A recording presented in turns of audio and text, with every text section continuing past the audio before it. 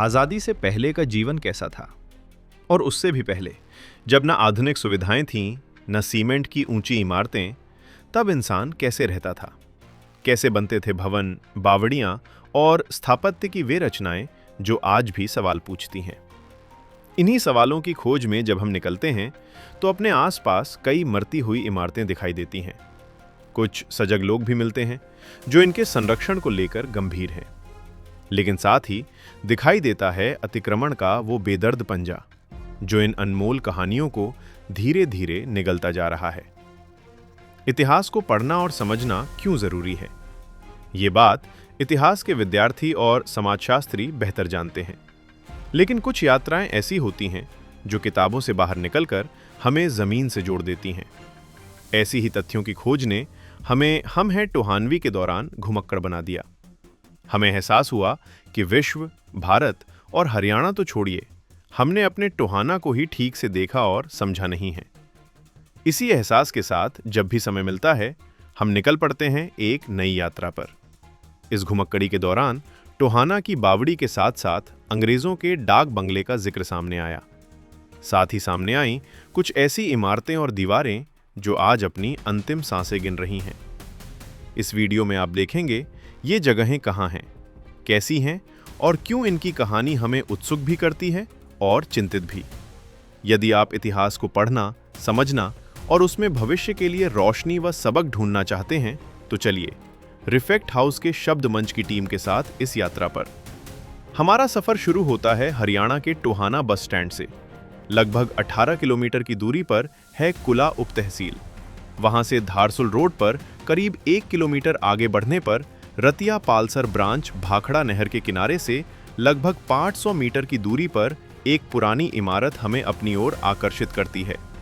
इसकी दीवारों में छिपी हैं कहानियां, अंग्रेजों के शासन की, उनके रहने सहने की, वे गांव से दूर क्यों रहते थे, उस समय का वास्तु कैसा था और भी बहुत कुछ। यही हमें मिले इस क्षेत्र से वर्षों से दैनिक भास्कर के लिए रिपोर्टिंग कर रहे पत्रकार धनपत जी, जिन्होंने इस इमारत के बारे में जो जानकारी दी वो आप भी इस वीडियो में सुनेंगे। अंग्रेजों के डाक बंगले को देखने के बाद हम निकल पड़े दूसरे सफर पर। यह जगह है गांव जमालपुर शेखा के बाहर का क्षेत्र, जो टोहाना से लगभग 8 किलोमीटर दूर है। यहां मौजूद कुछ अवशेष बताते हैं कि कभी यहां भी एक भव्य इमारत रही होगी। आज ये खंडहर अपने अस्तित्व की गवाही दे रहे हैं। इन्हें ज्यों का त्यों हमारे साथ देखिए, और यदि आपके पास इनसे जुड़ी कोई अतिरिक्त जानकारी, स्मृति या दस्तावेज हों, तो कृपया हम तक जरूर पहुंचाइए, ताकि हम इसे हम हैं टोहानवी में दर्ज कर सकें। क्योंकि ये कहानी है आजादी से पहले के भारत की और उस भारत के टोहाना की। हम जहाँ खड़े हैं ये एक प्राचीन जगह इसको कह सकते हैं, लगभग 250 साल पुरानी। अभी तक की जानकारी के अनुसार ये जगह कौन सी है और यहाँ क्या होता था, इन सब के बारे में इस पूरी वीडियो में बातचीत करेंगे। वीडियो को अंत तक देखिएगा, क्योंकि मैं हमेशा कहता हूँ कि शॉर्ट्स में आपको जो जानकारी मिलती है वो क्षणिक होती है, वो पूरी हो भी सकती है और बिल्कुल नहीं भी होगी, इसकी बहुत बड़ी गारंटी हम दे सकते हैं। मेरे साथ हैं धनपत जी, वरिष्ठ पत्रकार हैं दैनिक भास्कर के और लंबे समय से टोहाना के कुला क्षेत्र में, धारसुल क्षेत्र में काम कर रहे हैं। तो इनके साथ मैं यहाँ पहुंचा हूँ। ये पीछे जिसको कहा जाता है कोठी कह देते हैं, डाक बंगला कह देते हैं, रेस्ट हाउस कह देते हैं, सब क्या है, इस सब के बारे में बातचीत करेंगे। धनपत जी कैसे हैं आप? नमस्कार जी। काफी दिनों से आपसे मिलने के बारे में सोच रहा था, लंबा अरसा हो गया। चलो आज मुलाकात हो गई है। ना बिल्कुल। तो आपके यहाँ ये देखने आए थे कि ये जो पुराना एक भवन बना हुआ है, इसको कोठी, डाक बंगला, रेस्ट हाउस कुछ भी कह लीजिए, कब से है, कब से आप इसको देख रहे हैं? आपका जन्म तो धारसुल से ही है, गांव हाँ, से? मेरा गांव यही है। मेरी 66 साल उम्र है इस टाइम। अच्छा जी। तो ये इसको अंग्रेजों के ज़माने में बनाया था, रेस्ट हाउस अंग्रेजों का। अच्छा जी। जो यहाँ से अंग्रेज अधिकारी गुजरते थे नहीं यहाँ, तो यहाँ उनको ठहरने का प्रबंध किया हुआ था। इसको वैसे रिकॉर्ड के अंदर, पीडब्ल्यूडी विभाग के रिकॉर्ड के अंदर इसको डाक बंगला कहते हैं। डाक बंगला। डाक बंगला। तो आपने मेरे को बताया कि पहले ये पीडब्ल्यूडी विभाग के अंडर था आजादी के बाद अपना, और उसके बाद इसको उस विभाग ने, यहाँ चौकीदार भी रहता था, फिर इसको उठा के पंचायत विभाग को दे दिया गया। अब जब देश आजाद होने के बाद अंग्रेज चले गए, तो ये जो था बंगला ये वीरान हो गया। सही है। तो उस टाइम ही इसको पीडब्ल्यूडी विभाग के अधीन कर दिया गया। पीडब्ल्यू विभाग ने तो इसमें एक चौकीदार रखा। इसके अंदर फर्नीचर, बेड बहुत आधुनिक, मतलब पुराने मजबूत फर्नीचर था। इसके अंदर काफ़ी सुविधाजनक था इसके ये बंगला। लेकिन बाद में धीरे धीरे इसकी देखभाल ना तो विभाग ने की, ना कोई सरकार ने ये पुराने ऐतिहासिक स्थलों का सार लिया। आपने तो इसको लेके एक लेख भी लगाया था। हाँ, मैंने इसके बारे में पूरी हिस्ट्री लिखी थी कि मैं आपको बताता हूँ, वो वहाँ आएंगे हाँ हाँ आगे। बिल्कुल, पर मैं उससे पहले आपको रोक के एक बार जानना चाहूंगा, ये जो जगह जो दिखाई दे रही है झुरमुट सी, हाँ, आपने बताया यहाँ एक बाथरूम होता था जो बिल्कुल आधुनिक बाथरूम जैसा था। बाथरूम नहीं, ये शौचालय था। शौचालय था, अच्छा। हाँ, ये शौचालय मैंने खुद देखा है बचपन में। वो आप आधुनिक दिखाओ, वो वाली जगह थी, है हाँ, ना, वो वो बिल्कुल कॉर्नर पे घास खड़ा है नहीं जो जो झुरमुट दिखाई दे रहा है हाँ, पूरा। यहाँ पर टीन से बनी हुई, अच्छा जी।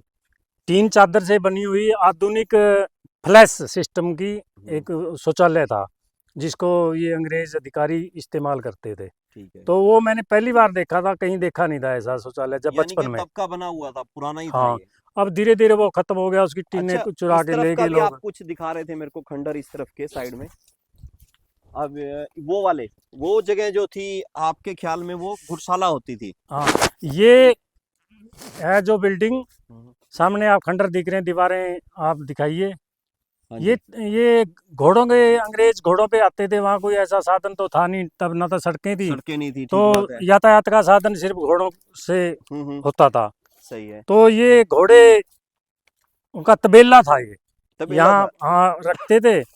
और इसके साथ ही वो एक चौकीदार का बाहर क्वार्टर था, वहाँ आपको ईंटें खंडर दिखेंगी। नहीं बिल्कुल, हाँ, मैं 3 कमरे एक तरह से दिखाई दे रहे हैं जहाँ घोड़ों को रखा जाता होगा, धनपत जी, नहीं ऐसा कह सकते तीन हैं। नहीं है इसका। हाँ। इसके 2 पोर्शन है, ऐसे बीच में दीवार है, आधा उधर था आधा इधर था। अच्छा, आधा उधर आधा इधर। दोनों तरफ इसके घोड़े बनते थे। अच्छा, 2 तरफ होते थे, बीच में हाँ, दीवार आ गई। हाँ, बीच में दीवार है, दोनों तरफ था इसका पोर्शन। ठीक है। हाँ, इसके साथ ही ये दिखाइए, ये जो ईंटें एक बिखरी पड़ी खंडर हैं, पड़ा है, नहीं ईंटें पड़ी हैं। यहाँ चौकीदार का क्वार्टर था। कमरा होता था ये। हाँ, अलग ये इस बंगले से साइड में था, बाहर हाँ, की साइड अंग्रेज में। अफसर थे, वो अपने चौकीदार को हाँ, बाहर हाँ, हाँ, रखते। चौकीदार का था, सेवादार लगा लो, चौकीदार लगा लो। अच्छा, अगर इसको बिल्डिंग को देखते हैं तो ये ज्यादा पुरानी लगती नहीं देखने में, क्योंकि यहाँ तो बिजली के स्विच बोर्ड भी लगे हुए हैं।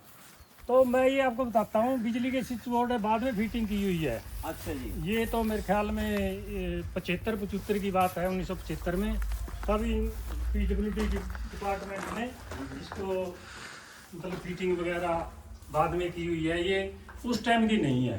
आगे एक बार बाहर आ जाओ, सामने फ्रंट से इसमें कोठी में डाक बंगले में चलते हैं गणपत जी के साथ, और फिर देखते हैं कि करके।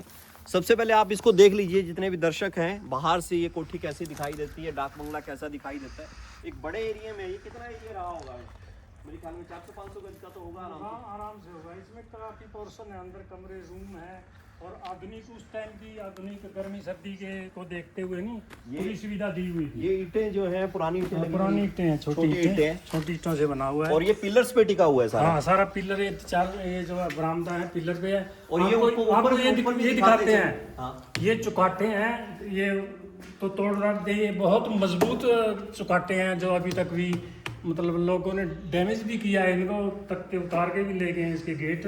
मगर ये है कि इसमें दीमक नहीं लगा। हाँ, दीमक नहीं, बहुत ज़्यादा पता नहीं कैसी लकड़ है ये, इसमें काफ़ी मजबूत है ये। अच्छा, छतें काफी ऊंची हैं पहले, ये हाँ। पहले वाली। ये इसके अंदर पहले क्या होता था, ये लिपाई बाद में की है अच्छा जी। सीमेंटेड, इसके अंदर गारा की लिपाई थी, इसलिए कि गर्मियों के अंदर ये ठंडा रहे। अच्छा, जब बाद में विभाग में ले लिया। हाँ, ये गारा देखो आता हुआ दिखाई दे रहा है। हाँ, गारा था इसके अंदर, हाँ। गारे से लिपाई की हुई थी इसके, और वो इसकी छतें बहुत ऊंची होने और रोशनदान होने के कारण इस गर्मियों में अब भी आओगे नहीं आप, पूरी गर्मी होगी हाँ जी। तब भी यहाँ ठंडक महसूस अच्छा, होगी ये आपको। ऊपर सरिये का इस्तेमाल था इसमें, कंक्रीट। ये बाद में डाली है ये बाद में डाली है। ये पहले लकड़ का था। अच्छा। लकड़ लकड़ी के जो थंब होते हैं मोटे मोटे, ये लकड़ी के जो क्या नाम है उसको, सतीर बोलते हैं। सैतीर बोलते हैं। हाँ, ये था, ये बाद में छत बाद में अच्छा, डाली इस है। तरफ से हम अगर आते हैं तो एक कमरा ये है और दूसरा कमरा ये है। हाँ, दो ये बेडरूम थे। इसके अंदर बहुत मजबूत फर्नीचर था उस अच्छा। अंग्रेजों के टाइम का। तो ये 2 रूम थे, और इनके अंदर ये चिमनियाँ थी, ये दिखाइए। ये कमरे को गर्म करने के हाँ, लिए। गर्म करने के लिए यहाँ लकड़ जलाई जाती थी। ये देखो, धुआं इसके ऊपर जाता था। इसी तरह इस रूम में भी है। ये देखिए, ये इस रूम के अंदर भी ये अंग्रेजों का अपने आप में उनका जो रहने का उस वक्त का तरीका था कि लकड़ी जला के कमरे को गर्म करना। इसके साथ में एक ये रूम था, ये छोटा रूम है इसके साथ। पीछे एक बड़ा रूम और है, एक कमरा और है, कमरे पूरे बड़े बड़े हैं। एक ही किचन का है साथ में, ये साथ में किचन रहा होगा। इतना ही पोर्शन दूसरी साइड में है। वो भी शायद कोई सामान रखने के लिए रहा होगा इसी हाँ, तरह। जो भी था इतना ही पोर्शन जितना हम दिखाया है नहीं, इतना ही उधर है। हाँ, इस तरफ से शायद रास्ता हाँ, है। इसकी बैक साइड है इसकी। तो एक चीज और बताइए धनपत जी, ये जैसे कि खिड़कियां नीचे आ गई हैं, क्या उस वक्त खिड़कियां इतनी नीचे होती थी या ऊंचाई पे रहा होगा? नहीं, ये इतना ही है जितना ये फर्श है, नहीं इतना ही था, ज्यादा ऊंचाई पे नहीं था। खिड़कियां नीचे ही रहती थी इनकी। ठीक है। अब ये कमरा और है, छोटा कमरा जो बता रहे थे आप। सेम ऐसे ही पोर्शन उधर दिखाया नहीं है, सेम वही चीज इधर है। तो इस डाक बंगले में हम देख पा रहे हैं 2 कमरे हैं, 2 कमरों के पीछे एक छोटा कमरा है, दो छोटे कमरे। 2 छोटे कमरे हैं और ये एक कमरा और है यहाँ। हाँ, नहीं डबल हो गया नहीं, अच्छा, इतना ही उधर है, इतना ही इधर है। ये छोटा कमरा ये आ गया, ये और छोटा इसके कमरा आ पीछे गया। जाने की सीढ़ियां भी हैं इस तरफ से। अगर हम पीछे से चलते हैं तो छत पे चलने के लिए सीढ़ियां भी लगाई गई हैं यहाँ। अच्छा, मजबूत और मोटी दीवार है, देखिए। हाँ, खूब मोटी ये दीवार है। ईंटें इसकी हालांकि निकल रही हैं, मगर इसकी दीवार पे अभी कोई ऐसा नहीं है कि भर भरा के गिर गई हो, ऐसा कुछ नहीं हुआ। और ये सीढ़ियां हैं, ये भी शायद बाद में दुरुस्त की गई है। हाँ, ये बाद में रिपेयर की गई थी, बड़ी ईंटें लगाई गई हैं, बड़ी लेकिन ये छोटी ईंटों का है वैसे। ये बीच में बड़ी ईंटें लगी हुई हैं, इसकी रिपेयर हालांकि बाद में हुई है। रिपेयर बाद में की गई है, जब इसका प्लास्टर किया था ना, तब रिपेयर की तो गई। एक चीज बताइए धनपत जी, आपने इसके बारे में लेटर लिखा और इस तरफ भी और देखते चले एक बार। हाँ, ये देखिए, ये यहाँ इस दीवार को अलग से करके दिखाया गया है। यहाँ प्लास्टर है, यहाँ प्लास्टर है और इस दीवार के बीच में गैप है। ये बाद में निकाली गई है, बाद में निकाली गई दीवारें हैं ये। हाँ, ये बात की है। इधर भी गेट वगैरह था, ये देखो गेट बंद किए हुए हैं ये। हाँ, गेट बंद किया हुआ है, गेट थे इस तरफ से। अच्छा, मैं ये जानना चाह रहा था, इसको संरक्षित क्यों किया जाए, आप क्यों समझते हैं, क्यों संरक्षित करना जरूरी है? नहीं, ये हमारी पुरातन बिल्डिंग है, ये अंग्रेजों के टाइम की हो चाहे, हाँ। लेकिन ये इसका इतिहास तो है ही है। तो मैं सोचता हूँ कि इसको मतलब सरकार पुरातत्व विभाग अपने अधीन ले। इसके लिए 5 साल पहले एक ऐड निकाली थी पुरातत्व विभाग ने, चंडीगढ़ से निकली थी वो। उन्होंने कहा था कि आपके कोई भी एरिया में पुराना भवन या बिल्डिंग कोई ऐतिहासिक हो तो उसके बारे में। मैंने इसको वहाँ भेजा था, तो वहाँ बिगानी मिगलानी है वहाँ डायरेक्टर हरियाणा की पुरातत्व विभाग की, उनको मैंने भेजा। फिर बाद में उनको संपर्क किया, मैं उनसे मिला भी। यहाँ कुनाल गांव में खुदाई चल रही है, कुनाल गांव में काम चल रहा है। हाँ, तो वहाँ उनसे मिला मैं। तो मैंने बोला जी मैंने आपको भेजा था कि हाँ, हमारे को मिल गया था वो लेटर आपका, और पूरा इतिहास लिखा था इसका मैंने उस पर। तो वो कह रही है अभी, उन्होंने एक बार तो यस कर लिया भी हम अधीन ले लेंगे, तो उसने टीम भेज दी। तो टीम इसको देख के गई, उन्होंने बोले अभी बिल्डिंग तो पुरानी बिल्डिंग अच्छी है, अच्छी हालत में है, हम इसको अधीन ले लेंगे। ठीक है। बाद में उन्होंने, जब मैंने फिर संपर्क किया तो मिगलानी जी कहने लगी भी हमारा बजट काफ़ी कम हो गया है पहले के मुकाबले। जो हमारे पास पहले है बिल्डिंग है, उनको ही संभालना हमारे को मुश्किल हो रहा है। तो उसको ऐसे ही पेंडिंग में छोड़ दिया इन्होंने। फिर बाद में इसकी सार लेनी थी। अब इसकी हालत दिन प्रतिदिन खस्ता होती जा रही है, पर फिर भी ये मजबूती से खड़ी हुई है अभी हाँ, भी। लेकिन दीवारें बहुत ठीक है। एक तो छत बदलने की और थोड़ी मोटी रिपेयर और इसके जो गेट गूट लगाने की बात है, और बिल्कुल सही है। यानी कि अगर कई बार हम बात करें, मैं अक्सर आजकल ये बात कर रहा हूँ कि टोहाना और इसके आसपास के क्षेत्र में और हरियाणा में और हर एक प्रदेश में ऐसी बहुत सी जगह हैं जो जगह हमें कहीं ना कहीं पुरानी जगह का एहसास करवाती हैं, हमारी पुरानी चीज़ों से जोड़ती हैं, और साथ में ये भी बताती हैं कि आपको घूमने के लिए कहीं बाहर जाने की जरूरत नहीं, आपके आसपास भी ऐसी जगह हैं। आपको नहीं लगता ऐसी ऐसी जगह को देखने के लिए कई बार हमारे लोग बाहर भी जाते हैं? नहीं, मैंने उसमें ये भी लिखा था भाई इसके पास 1.5 एकड़ के करीब जमीन है, चारों तरफ देखिए गेहूं बिजाई की अच्छा, ये लोगों सिर्फ ने। इसका इतना ही 1.5 क्षेत्र- एकड़ है, हाँ। 1.5 एकड़। इसको संभाल के इसमें पार्क वगैरह बढ़िया बन सकते हैं। और गांव के लोगों के लिए एक अलग से एक घूमने लायक जगह हो गांव के सकती है। नहीं, मतलब ये पिकनिक स्थल भी बन सकता है। पिकनिक स्थल भी बन सकता हाँ, बच्चे, स्कूलों वाले बच्चे या देखने आए है। और और अब तो सड़क से तो ज्यादा दूरी भी नहीं है इसकी। नहीं, यहाँ सड़क से 1 फरलांग दूरी पे है सारा। ये पीछे रास्ता लगता है, ये रतिया ब्रांच नहर के बिल्कुल साथ है। ये बिल्कुल नहर दिखाइए। हाँ बिल्कुल, ये अभी नहर अभी बनी है ये सारी। नहीं, ये नहर तो पुरानी है, इसको कंक्रीट से ये अभी भाखड़ा भाखड़ा वाली ही है नहर। भाखड़ा की ब्रांच नहर है, रतिया ब्रांच रतिया बोलते ब्रांच हैं। है भाखड़ा की। जब भाखड़ा इस क्षेत्र में आई थी तब की ये बनी हुई ब्रांच है। तो अभी मैं और धनपत जी यहाँ खड़े हुए हैं और ये जगह जो है काफ़ी पुरानी जगह है और प्राचीन जगह, जो इसको आप अंग्रेज़ों की निशानी भी कह सकते हैं, इसके अलावा हमारी एक धरोहर भी कह सकते हैं। और इसलिए यहाँ जो जगह है सारी पंचायती जगह है, इनका बहुत अच्छा सुझाव है कि इस पूरी जगह को संरक्षित किया जाए और यहाँ एक सुंदर सा पार्क बन जाए और इस बिल्डिंग को थोड़ा सा रेवेन्यूएट किया जाए। उसके बाद आने जाने वाले लोग जो दूर से घूमने आते हैं वो भी इस क्षेत्र को जब देखेंगे तो उनको पता लगेगा कि यहाँ भी एक घूमने की एक अच्छी जगह है।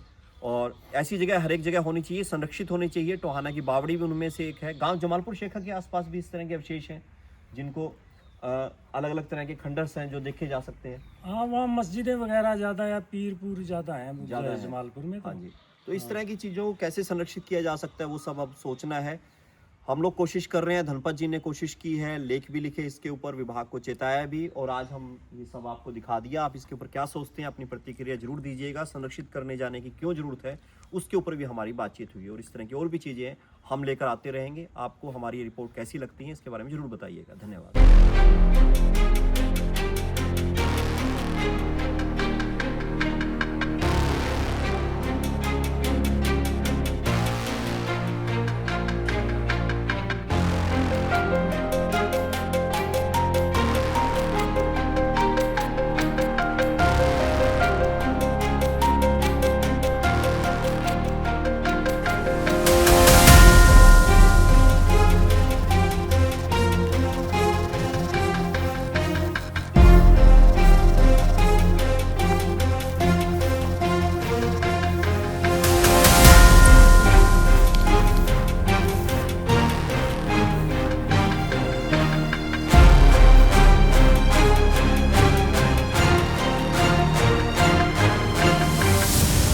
हम पहुंचे हुए हैं हरियाणा के गांव जमालपुर शेखा में और जमालपुर शेखा में एक पुराना एक पूरा ढांचा है और कहते हैं कि जो मलबा है वो बताता है कि इमारत कितनी विशाल रही होगी, कितनी बुलंद रही होगी। और आज के वक्त में आप इसकी सारी जो दीवारें हैं वो देख सकते हैं और आसपास के दृश्य जो है आपको इस वक्त दिखाई दे रहे होंगे।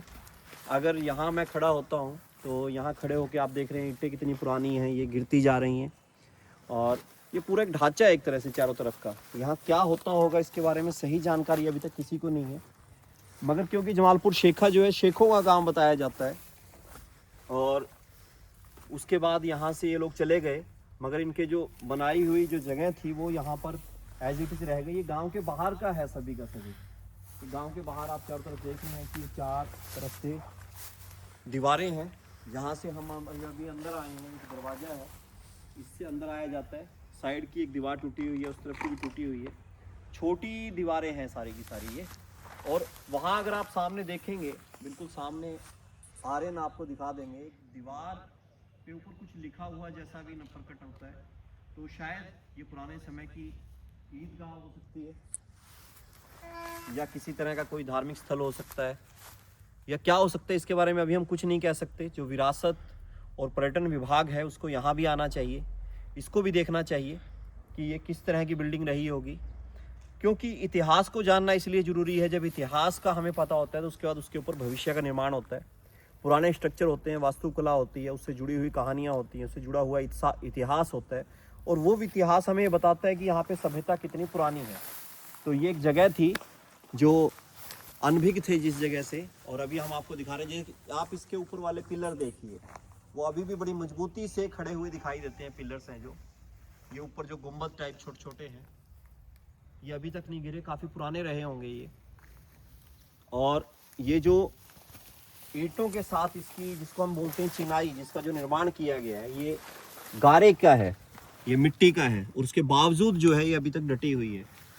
तो ये अपने आप में एक वास्तुकला का उदाहरण भी है कि किस तरह से मिट्टी में बनाई हुई दीवारें भी इतने लंबे समय से खड़ी हैं। कितने समय से खड़ी हैं हम कह नहीं सकते, मगर ये जरूर कह सकते हैं कि ये काफ़ी पहले की है, आज़ादी से पहले की तो कंफर्म है, और मुगल काल की कही जा सकती हैं, क्योंकि शेख का गांव था ये सारा। और ये देखिए पूरी मिट्टी जो है उससे इसकी लिपाई हुई है, और कुछ कुछ हिस्सा जो है चूने का इस्तेमाल है कुछ कुछ इसमें, मगर जो ईंटों को जोड़ा गया है गारे मिट्टी के साथ।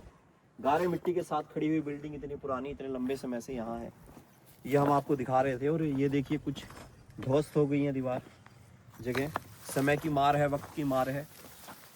और मैं यही चाहूँगा कि पर्यटन व पुरातत्व जो विरासत विभाग है वो इसको भी देखे, और इसका अगर संरक्षण किया जा सकता है तो इसका संरक्षण करें। इस जगह के बारे में जिस तरह से और चीज़ें हैं जिसको देखने वाले जो इतिहास के विद्यार्थी हैं वो इसको भी देखें, इसको भी समझें। ये पूरी जगह हमने आपको दिखा दी। आप इसके बारे में क्या सोचते हैं ज़रूर बताइएगा। हम समय समय पर इस तरह से इतिहास की जुड़ी हुई जानकारी आप तक लेकर आते हैं। और हम हैं टोहानवी के अंतर्गत, एक जानकारी थी, टोहाना के लोग घूमने के लिए बाहर जाते हैं, उनके आसपास भी ऐसी बहुत सी इतिहास की दर्ज किताबें हैं जिनको आप जाकर पढ़ सकते हैं। वो मूक हैं, बोल नहीं रही, मगर ख़त्म जरूर हो रही हैं धीरे धीरे करके। और विरासत और पर्यटन विभाग से मेरा अनुरोध कि इसको बचाए और यहाँ आकर इसका अध्ययन करें, इसके बारे में बताएं ये कितनी पुरानी है। धन्यवाद।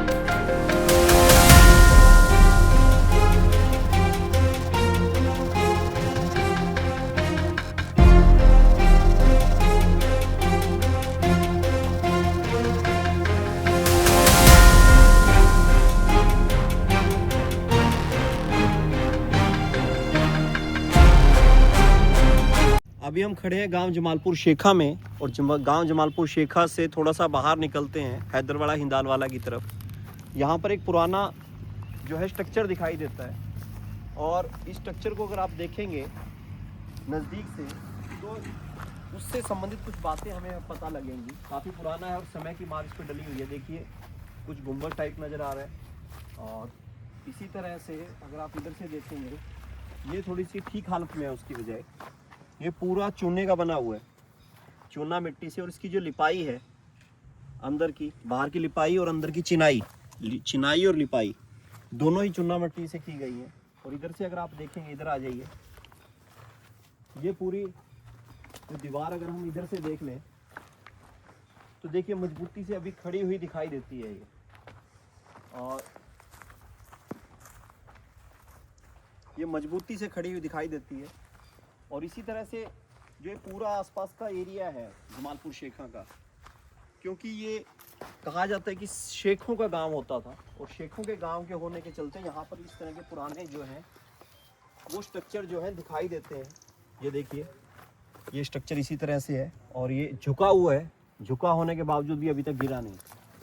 आप इधर भी देख लीजिए, ये भी झुका हुआ है, मगर झुका होने के बावजूद भी अब तक गिरा नहीं। पीछे से हमने इसको देख लिया सारे को, और इसके पास से ही नहर गुजरती है। अभी आप नीचे भी देख लीजिए, नीचे जो इतना भी स्ट्रक्चर गिरा हुआ है ये सारा चूना मिट्टी का दिखाई दे रहा है। इधर आप आगे आ जाइए, अगर हम इधर आते हैं, ये देखिए सारा छोटी ईंटों से बनाया गया है। कितना समय लगा होगा। इसकी जो गोलाई है, इस गोलाई को भी मेंटेन किया गया पूरा, अच्छे ढंग से बनाया गया गोलाई को, नकाशी एक तरह से की गई है। और ये ईंटें एक के ऊपर एक, बीच बीच में गारा मिट्टी भी डाली गई है। तो ये इतनी बुलंद इमारत है, इतने समय से रही होगी। इसी तरह से दूसरी तरफ भी दिखा दीजिए, कुछ और इसी तरह के चिन्ह हैं जो आपको आसपास दिख जाएंगे। और ये देखिए ये एक छोटा सा एक कमरानुमा स्पेस, कमरानुमा आकृति है, आकृति जो दिखाई दे रही है। और उसके बाद ये दीवार। तो ये गांव जमालपुर शेखा के बाहर है, हैदरवाड़ा हिंदालवाला रोड पे जाते हुए। अभी थोड़ा सा आर्यन आप इसको भी दिखा दीजिए। अगर हम इस फर्श की बात करें तो फर्श भी काफ़ी मजबूत फर्श दिखाई दे रहा है। ये फर्श रहा होगा या इसके ऊपर की छत गिर गई होगी, इसके बारे में कुछ कह नहीं सकते। वही पुरातत्व विभाग, पर्यटन विभाग या फिर विरासत विभाग जो भी इसको देखेगा उसके बाद कुछ ज़्यादा बता पाएगा। जैसा हम पहले जिक्र कर रहे हैं कार्बन एज, अगर इनकी कार्बन एज चेक की जाए तो उससे बहुत कुछ पता लगेगा। ये देखिए, आजकल बड़ी ईंटों से ऐसे स्ट्रक्चर नहीं बनते, जिस तरह छोटी ईंटों से इन्होंने मिला के ये गोल नुमा स्ट्रक्चर बनाए हुए हैं। और इसके अगर हम अंदर आ जाएं, यहाँ अगर भी देखिए ये पूरा गुंबद रहा होगा कभी, ऊपर की तरफ अगर आप देखेंगे इसकी छत शायद गिर गई और उसके बाद उसकी ईंटें कहाँ गई, समय के साथ गुम हो गई। अभी यहाँ पर कुछ नहीं है, अभी क्या इसकी देखभाल है, कौन इसको देख रहा है, इसके बारे में कुछ नहीं कह सकते। पर इसी तरह से हम आपको जगह जगह के स्ट्रक्चर्स दिखा रहे हैं जो कहा जाता है कि टोहाना पुराना होता था, और कितना पुराना रहा होगा इसके बारे में आप देख सकते हैं। अगर इन सब पुराने निर्माणों की जांच की जाए, पुराने निर्माण को देखा जाए तो कहीं ना कहीं, और इसकी कार्बन एज चेक की जाए तो उससे ज़रूर पता लगेगा ये कितने पुराने हैं। तो इनको ज़रूर चेक किया जाना चाहिए। और अगर आप में से कोई दर्शक इसको देख रहा है और उसको इसके इतिहास के बारे में जानकारी है तो हम तक ज़रूर पहुंचाएं, ताकि जो अगली पुस्तक, अगला जो विशेषांक हमारा आएगा हम है टोहानवी का, उसके अंदर हम इसको दर्ज कर पाएँ। अगर आपके आसपास भी इस तरह का कोई स्ट्रक्चर है तो उसकी भी फ़ोटो, उसकी वीडियो बनाकर हम तक ज़रूर पहुंचाएं। और आपको शब्द मंच द्वारा दी जा रही ये जानकारी किस तरह की लगती है इसके बारे में ज़रूर हमें बताएं। नमस्कार।